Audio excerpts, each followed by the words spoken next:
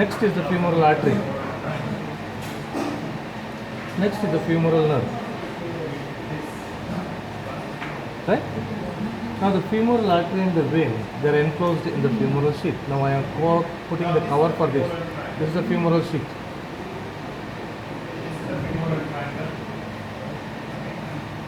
Right? This is the femoral sheath. Femoral nerve is outside the femoral sheath. Now what happens if I take a section here and write the femoral sheath like this here?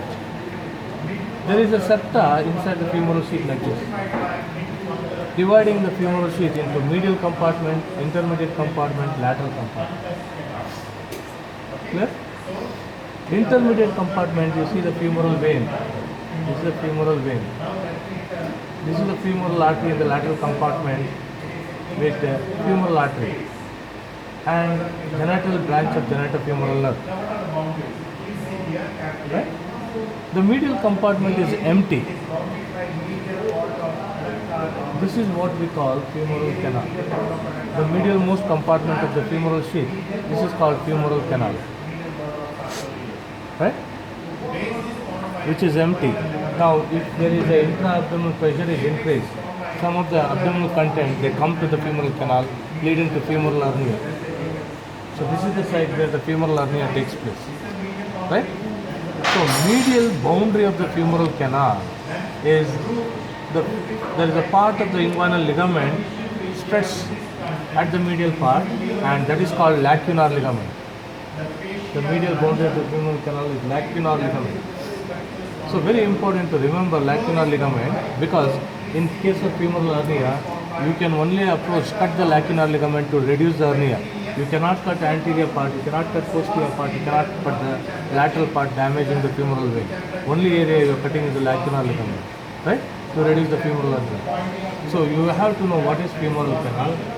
Lacunar ligament forms the medial boundary of femoral canal, right? Now sometimes there will be a lymph node in the femoral canal. This is called Ploquet lymph node, Rosenmuller's lymph node. Ploquet lymph node or Rosenmuller's lymph node, which is present in the femoral canal, right? So this is going to drain the lymphatics from the glans penis and the clitoris.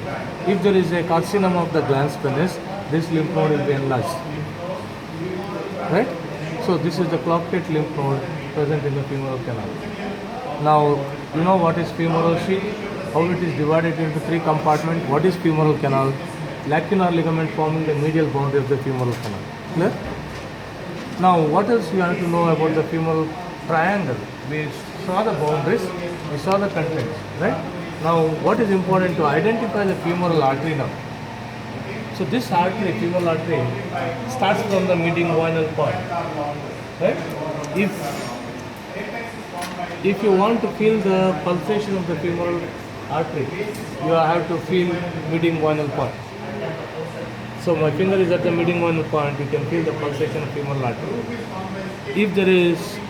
If you are going to clinical ward rotations, rounds, and if you are asked to feel the femoral pulsation, you have to go to the mid-inguinal point. The mid-inguinal point is the point between the pubic symphysis and the anterior superior iliac spine. The midpoint of these two is the mid-inguinal point. Once you press the finger there, you have to find femoral artery pulsation, right? If the pulsation is very weak or no pulsation, what does it indicate?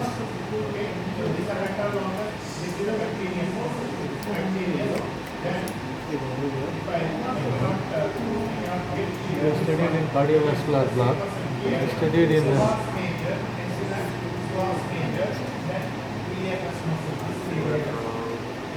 is there very weak pulsation or no pulsation? There is a obstruction. What is in corruption of aorta? Have you heard the word corruption of aorta in cardiovascular? Femoral pulsation will be absent. If there is a block in the femoral, that is common iliac artery, abdominal aorta, femoral pulsation will be absent. So, femoral artery is a continuation of external iliac artery. You see the aorta is there. These are the common iliac artery dividing into external and internal iliac artery. External iliac artery below the mid-inguinal point continues as femoral artery. runs in the femoral triangle up to the apex, right? In the femoral triangle, the femoral artery gives 6 branches, 3 superficial and 3 deep. Superficial external iliac, superficial external pudendal, and superficial circumflex iliac. Deep external pudendal, muscular branches, and profunda femoris are the deep arteries. Profunda femoris, deep external pudendal, and muscular branches.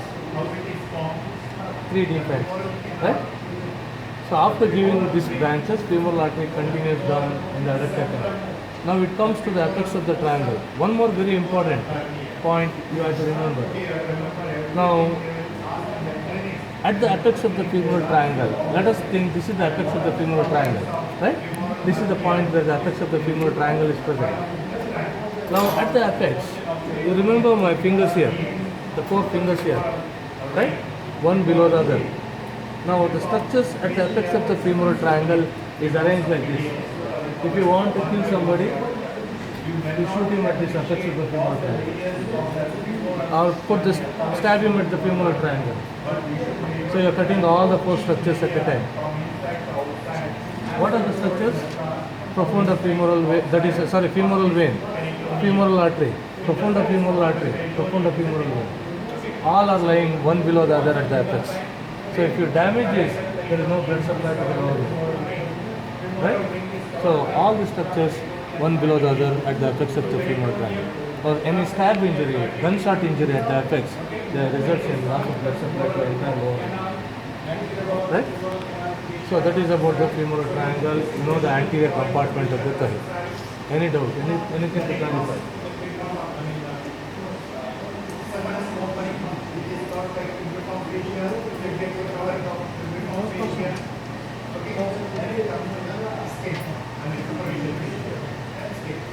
Now, what is important is, if you see on the back of the thigh, so here it is showing the gluteal region, below that is the back of the thigh. You can clearly see in this, that one.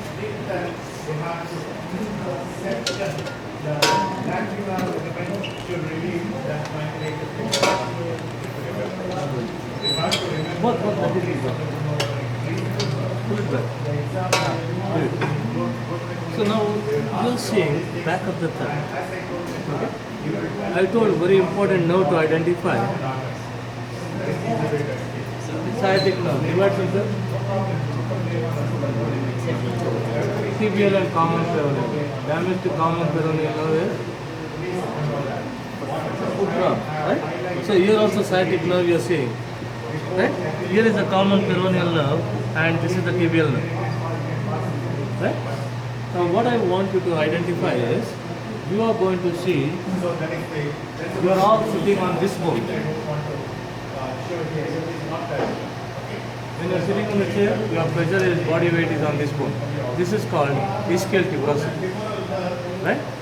Now, back of the thigh, this is the back of the thigh. The muscles of the back of the thigh, we call it as hamstring muscles. Okay? Muscles of the back of the thigh is called hamstring muscles. Now let us list what are the hamstring muscles.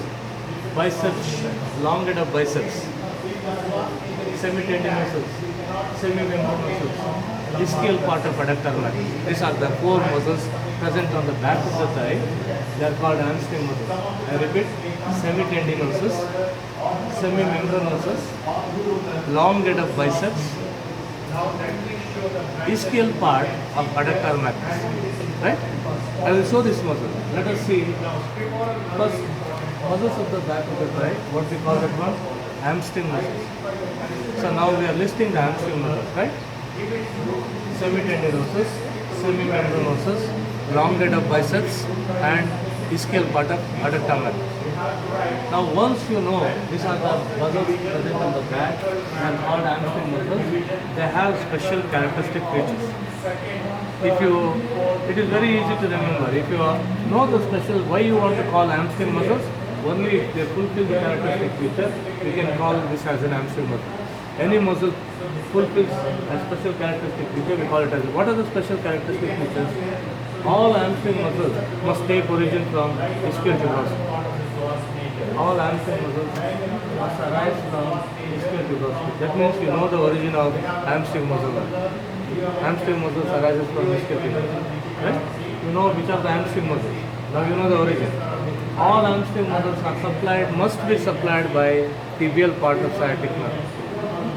All hamstring muscles are supplied by the tibial nerve or tibial part of the sciatic nerve. So you know the origin, you know the nerve supply. Action of this muscle. All the hamstring muscle must bring flexion of the knee joint, extension of the hip joint.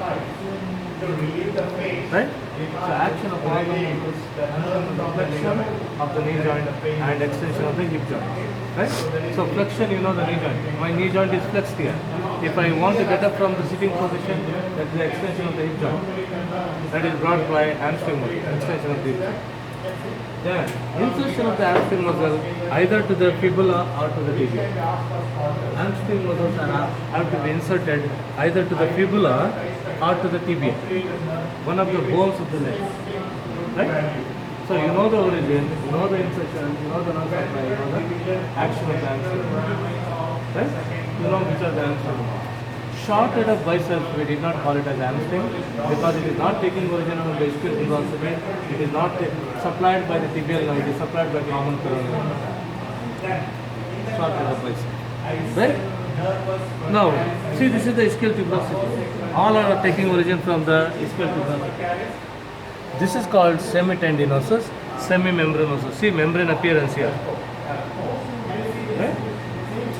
This is the biceps muscle. On the lateral part of the thigh, biceps is there.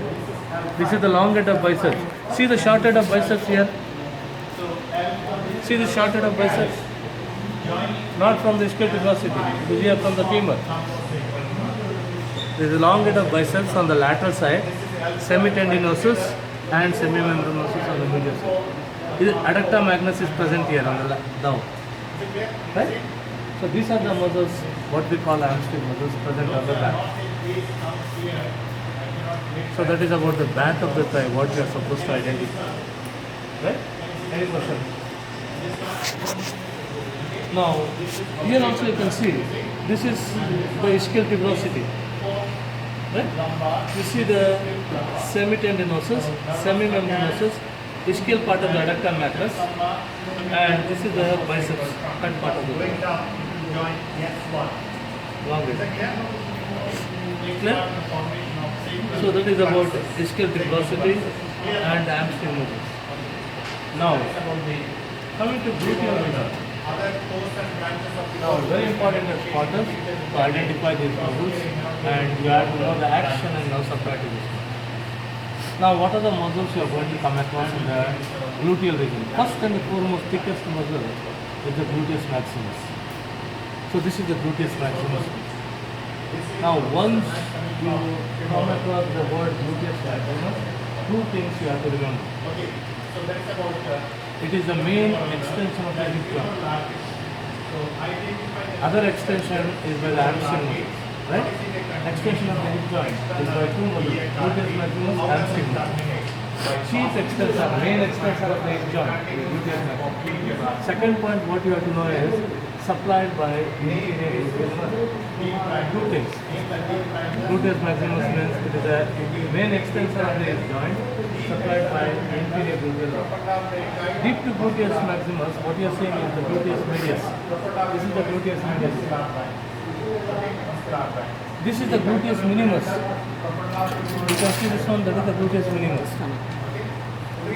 Gluteus medius and minimus.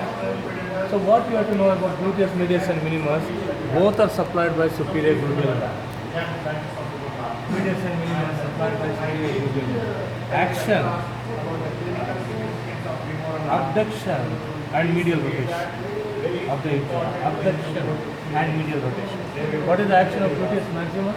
Extension of the hip joint. Abduction and medial rotation is brought by medius and minimus, supplied by superior gluteal nerve. Gluteus maximus, medius and minimus. Here, this is the gluteus maximus, and here is the minimus is shown. Medius has been removed. Right? Minimus has been shown. Now what I want to see, after seeing these three muscles in the gluteal region, very important to identify this muscle. This is the piriformis muscle. And now supply is now to piriformis. Right? Now supply to the piriformis is now to piriformis. Now below the piriformis, you are going to identify three important muscles. See these three muscles here. Superior gemini, obturator internus, inferior gemini. Three together. Superior gemini, obturator internus, and inferior gemini. Right? And still below, this is the quadratus femoris. Quadratus femoris. Once again I repeat, this is the gluteus medius, and here you see the minimus is present. Piriformis, superior gemini, obturator internus, inferior gemini, and quadratus femoris. Above the piriformis, you see the superior gluteal artery and nerve. See this gluteal artery and nerve? Inferior gluteal artery and nerve below the piriformis. Below the piriformis, you see the sciatic nerve below the piriformis. Right? Now, once you identify this short muscle, piriformis, superior, inferior gemini, obturator internus, quadratus femoris. Piriformis, I told now to piriformis. Superior gemini, obturator internus, both are supplied by now to obturator internus. Superior gemini and obturator internus, both are supplied by now to obturator internus. Right? Inferior gemini and quadratus femoris, these both are supplied by now to quadratus femoris. Inferior gemini and quadratus femoris, both are supplied by now to quadratus femoris. Right? Now we listed what are the muscles we have seen in the gluteal region. Maximus. What is the action? What is the nerve supply? Superior gluteal. Gluteus, inferior gluteal. Inferior gluteal. Medius and minimus. What is the action? Abduction and medial rotation of the hip joint. Right? Nerve supply. Superior gluteal. The next muscles what we identified. Piriformis, gemini, superior, inferior, obturator internus, quadratus femoris. All these muscles, lateral rotation of the hip joint. Right? All these muscles, you know the nerve supply, action is lateral rotation of the hip joint. Right? Now, if you talk about action of the hip joint, extension is brought by maximus and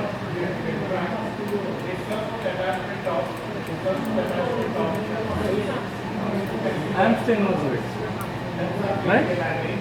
Flexion of the hip joint is brought by psoas major and iliacus. You know the flexion, you know the extension. Medial rotation, adduction and medial rotation. So all the gluteus medius and minimus and all the adductor muscles which you are going to tell in the medial compartment. Lateral rotation. Piriformis, gemini, superior, inferior, obturator internus, quadratus femoris. You know the action of the hip joint now. Right? So now you know the muscles of the gluteal region, anterior compartment, posterior compartment. In the medial compartment, nerve of the medial compartment. Obturator nerve. That means all the muscles in the medial compartment must be supplied by obturator nerve. Muscles of the medial compartment includes adductor longus, adductor brevis, adductor magnus, gracilis. What are the muscles? Adductor longus. So you can see this is the adductor longus. Adductor longus. So if you lift this one, adductor brevis is present. This is the adductor magnus. And this is the gracilis muscle. All these are supplied by obturator nerve, adduction of the thigh. You know, adduction and medial rotation of the thigh, abduction and lateral rotation of the thigh, you know, flexion, you know, extension, you know, right? So you know the nerve supply to all these muscles. So only thing to identify adductor longus, adductor brevis, adductor magnus. and this is the gracilis, right? So whatever the models I have told, identify the wet specimen in different table, right? Identify the same thing in the plastinated specimen.